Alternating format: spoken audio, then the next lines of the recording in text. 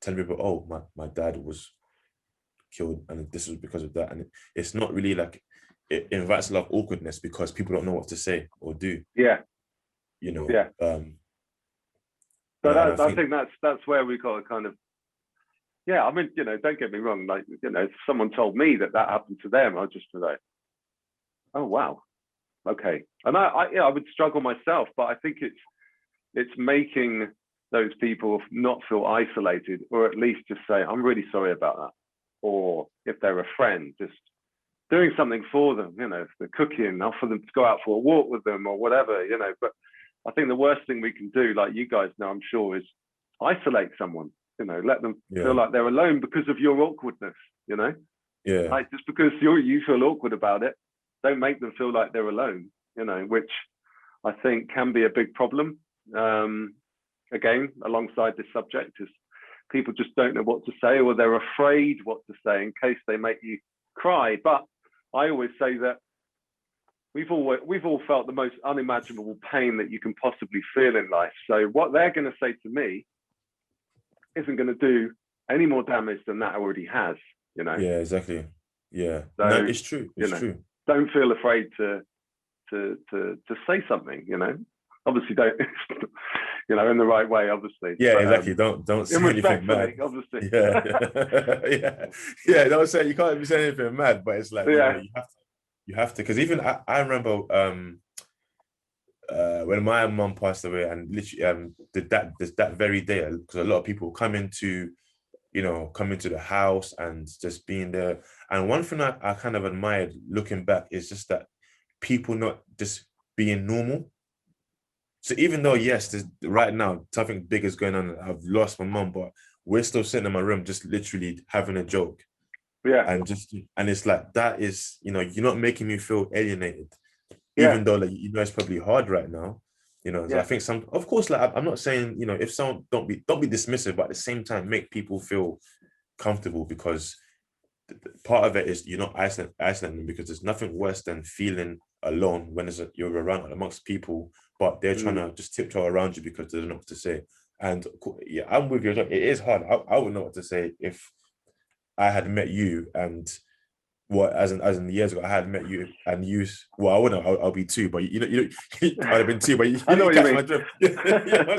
But I would have had met you and said, "Oh, you told me, I lost my dad and he was murdered." I'd be like, "Yeah, I'm sorry to hear that." Yeah. Like, as by default, because I love what you say about, you don't have to. When someone dies, it doesn't mean you're going to be crying all the time, Yeah. And I think when people see someone laughing, like recently, my father-in-law died, and we've got his funeral tomorrow, and obviously we've been supporting my mother-in-law through it, and and it's kind of like she's from Jamaica, and so there is still that kind of expectation through grief, as to how you maybe should be mourning. And I said to the other day, I said, it's all right if you're laughing, you're allowed to laugh at the moment. You don't have to. People shouldn't expect to come round or knock at the door to say hello and say, I'm so, and you just open the door and you're crying. It's like, yeah. So there is that kind of, it's, it's kind of, I think it's nice when people do kind of treat you normally. And like you say, they're just laughing and joking with you. And because that they're there anyway, for you, supporting you. Yeah. Exactly. Like Ben, did you have that when your mom passed, how did you find the people around you? Did you feel like they were treating you different, or was it more of a thing where like they made you kind of, well, not intentionally, but made you kind of feel like, yeah, I'm alone in a sense because of your grief? I wasn't at my home at the time that happened, so I was at my aunt's. So obviously, she's related to my mom as well, and obviously she was upset. But I think my cousins were really, really supportive of me. So obviously, even though they didn't know what to say, that they were there regardless, because they knew that I was going through grief and just losing someone. So it was quite a traumatic week. I think college gave me a week off, so obviously they knew about what happened. I think someone just told them, "Oh, my mum also, yeah, give Ben a week off college. I think I wish when also when my dad passed away at job, I kind of wish that there was more support and training for teachers, you know, when it comes to losing someone, because they weren't really equipped around the time when it happened. So how old were you when your dad died then? I was 12 years old. You're 12, yeah. It was literally in and of high school, so like the second year. I had to go to Ghana for like 2 weeks, so I literally left school to go to Ghana for 2 weeks and then come back. So in a way, I kind of missed on a lot of schoolwork, so I was falling behind because I missed like 2 weeks. But yeah, I wish there was more support training for teachers that will know what to do when something happen like this, because it's really important, because it could affect the kids' child development and just progressing on with life. Yeah. You know? Yeah, but then, you know, again, that's not your problem. That's their problem. You know, they're all the teachers who you had should have known what you were going through. You know, the communication should have been better. And I think that's what it seems to be secondary school where that falls down at the moment. It's still, unfortunately, is that it's still not communicated through, you know, to whoever you are, what teacher you've got. You know, it's like Ben's just suffered a huge loss. You know, we need to keep an eye on him. He's, you know, and then actually this morning on my Instagram, I did like a real thing, but just saying, look, tomorrow, if you've got a post-it note, write happy, feeling sad, whatever you're feeling, and hand it to the teacher in the morning, you know, or in the lunchtime or whatever it is. And it's that silent way of just handing something to them so they know what emotion you're feeling. And I just think, yeah, a lot of teachers just, I think it's the communication thing, which they fall down with. Yeah. Unfortunately.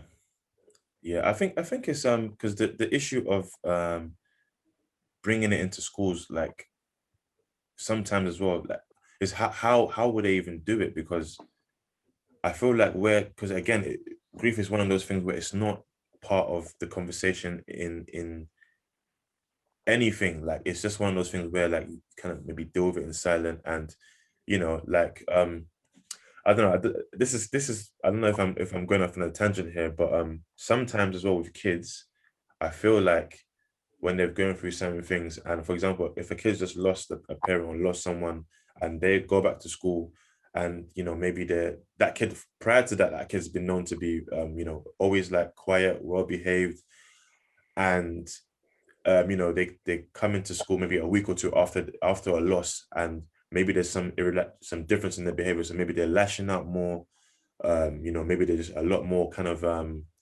aggressive, and the teacher might think, what is wrong with so and so today? Like before, you wasn't never like that, and naturally, as the teacher's gonna punish them, because you know you can't. It's not, you have to teach them. You can't just hit another kid. But yeah, a lot of them should kind of maybe, okay, just take a step back, say, yeah, what you did was wrong, but what is going on? Yeah. And sometimes as well, even though like, because with kids, that's what I said, they're smarter than we think, but that is that way of that kid exhibiting their grief, or do you know what I mean? It's not fair to take it out on people, but I feel like that's what happens. So at that point, it would be good for the teacher to explain to the kid, oh, you know, I understand what you're going through, but it's not right that you hit this kid, but at the same time, this is what you're going through, grief, and explaining that what happened. Because again, like you said with yourself, with what you're doing with your books, is that, you know, if you teach people about grief from early on, it probably will help them in the future, because again, we want to always protect kids from real big issues, because they might not understand it, or like I said before, maybe you want to do it when they're age where they're able to understand it better. You know, so I think that's quite important. And even like with your book, like with your own kids, did they go through a period where they asked a lot of questions about your dad? Yeah, I feel like it's gone in stages, really. It's sort of you know, over the last couple of years, obviously, I've been talking about this subject more and more. So I've felt a bit more comfortable with, I guess, talking about my dad, you know, so that's been the positive thing. I think it's important that you make them relevant in everyday conversation. So, you know, just an example, if I'm putting them to bed, I say, oh, this is what grandpa used to, you know, story used to tell me, or sort of thing he used to, you know. And then also, like, on the anniversaries, include them in. Like last year, we on his anniversary that he died, we took some balloons off. They wrote notes to him, and we let them off into the sky, and, you know, and it was really lovely because it sort of included them. And then in the morning, they were like, oh, let's set a place for him, you know. But that was their idea, and that was really lovely. So I think if I hadn't included them and talked about the conversation, you know, and actually said, oh, tomorrow it's the anniversary that grandpa died, then we wouldn't have done any of that. So I think for me, it's always a learning curve, always a learning experience, you know. And, you know, my daughter's, she's quite inquisitive. So she was like, oh, how did grandpa die? What was he doing when he died? You know? And so, and I always say, like, the big tough bit will be when I'm sitting down with Otis, probably, to say, this is how he died, you know. And I guess I'll know when he's at an age that I feel comfortable to tell him what happened. And I think it's important that he does know, but because it kind of, it gives him a better understanding about me and my own, where I've come from, you know, sort of emotionally, as a person, as a human, what sort of dad I am, you know, because once he knows that, I think it's going to be like, oh, okay, wow. Like we talked about, telling people, you know, it's never easy, but telling your son that, you know, a man decided to just kill your grandpa, you know, is not going to be easy. So that's going to be a tough one. But for me, yeah, it's just making sure that they're just relevant in every conversation, you know, just they're still here, you know, in our lives, you know, like you guys, you know, you want to make sure your parents are still around, you know, in the conversations and the stories. And that's the legacy that we build for them as we move on in our own lives, you know, without them physically. Yeah. And I think that's the best thing we can do, to be honest, is honor them by remembering them through the stories that we tell,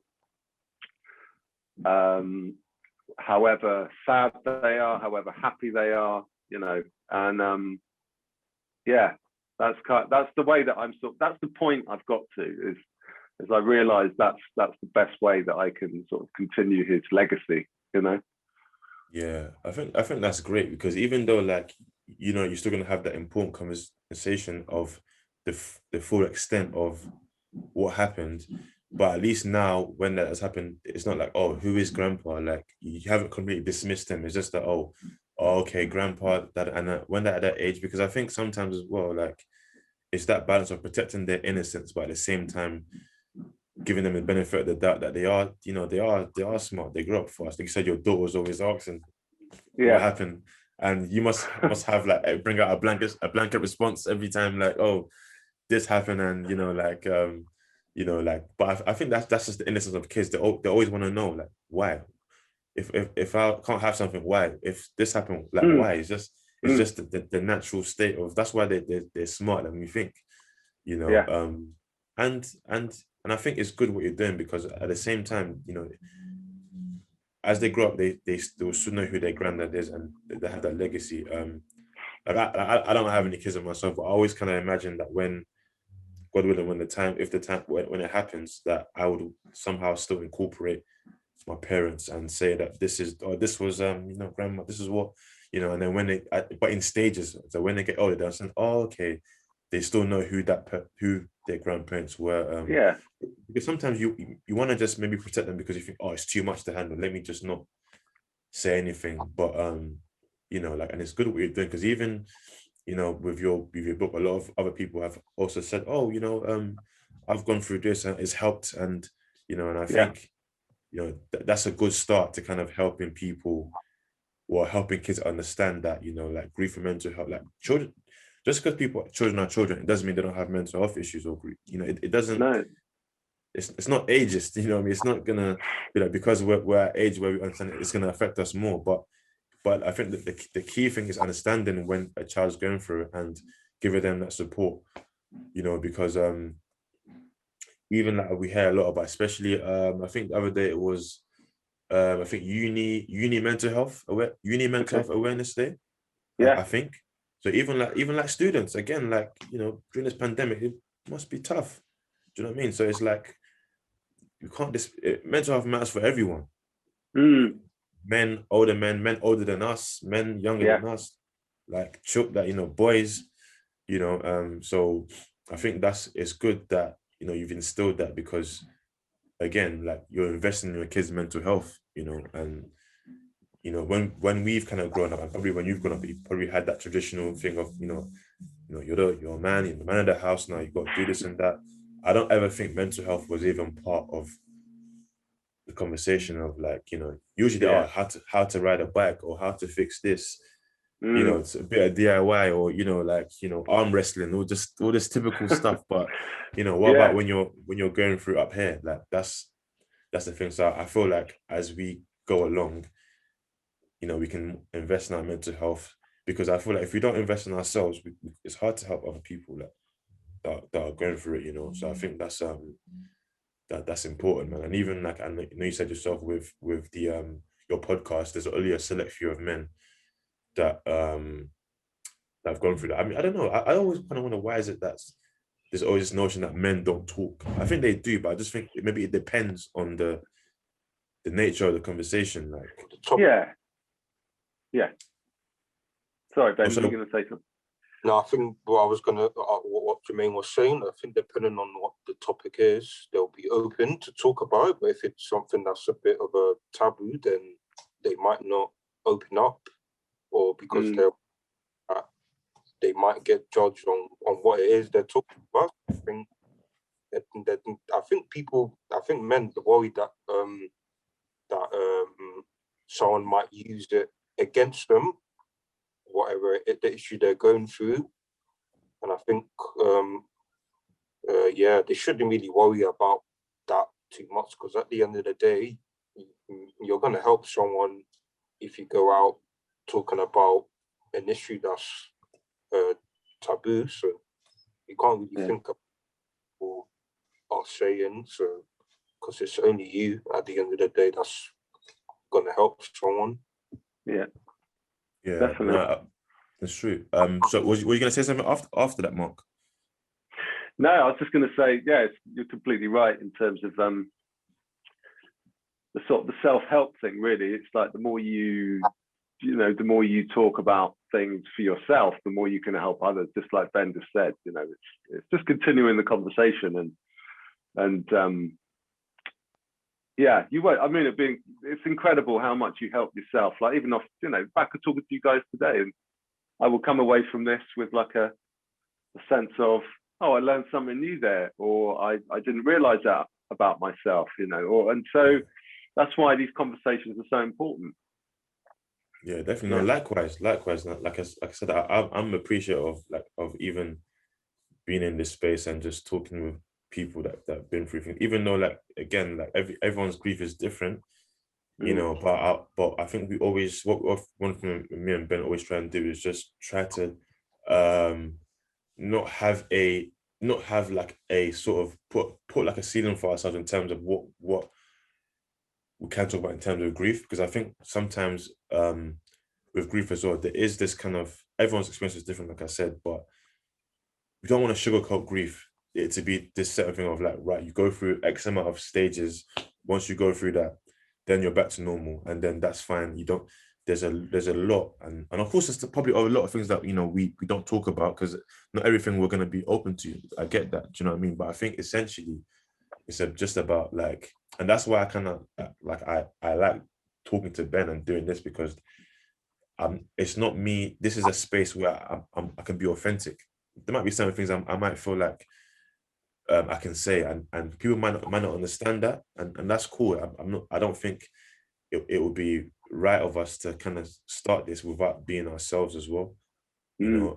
So like, and of course we're always, like I said, we're always mindful of if we do feel like we've said something that's a bit, let me say like political or something that's not, of course, I can hold my hands up. I'm not, I'm not here to like feel like, or to offend anyone, but at the same time, there's it's about being real with it, not kind of providing this kind of sugar-coated version and saying, yeah, this is what grief is like, because there are I think mental health issues.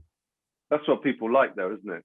The authenticity of, listening to two people having a chat with somebody else, and they're actually just being honest about how they're feeling, and that's why you get the people listening into you guys, is that they want to hear what you're saying to that person, because it is something that they've tuned into, or it resonates, and that's why these conversations are so important, because like we kind of said earlier, is people would take little snippets of bits of useful information that they can go away with, and that's, it's just hugely important. That's why it's good to put your opinion across and how you're feeling, because people need to know that grief is shit. It's not fun. It's not a fun thing. It's not like, hey, there you go. Yeah, go ahead and have a good time. It's like, and again, it's not like time fixes it. You just learn. I always say it's like a coat you learn to wear. Some days it's heavier, and then it's lighter on other days. And that's the way I've kind of learned to wear mine, I guess. I tuck it on and it's like a light gilet, and then in the winter, it's like a heavy pea coat. But so it's kind of that. It's just people need to understand that. And the other thing is that people change, forever. When your mum, your dad died, you changed as a person. And, when a child experiences a traumatic loss, they change as who they are for the rest of their lives. And it's not about you having to adapt to them and be a different person when you're around them. They need to adapt to you. And that's the other big elephant in the room for people, is they need to understand that they need to change, or adapt, not change themselves, but adapt to you,